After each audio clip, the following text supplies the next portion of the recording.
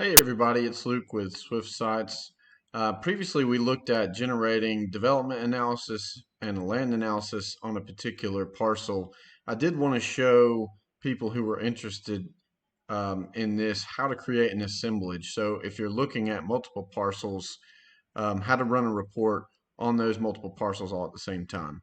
And it's pretty straightforward. Once you click on a parcel and we get the parcel details pop up, and we add that parcel to an analysis, you can see that our analysis area is now highlighted in yellow.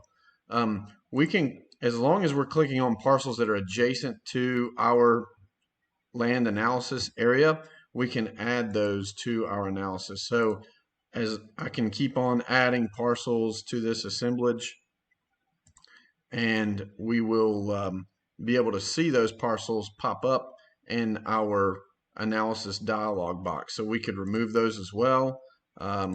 We could add different ones back, but as long as we are adjacent to the analysis area, we can look at all these parcels at the same time.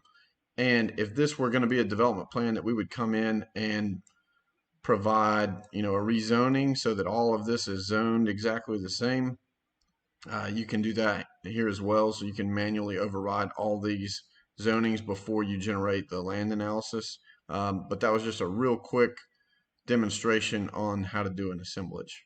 Thanks.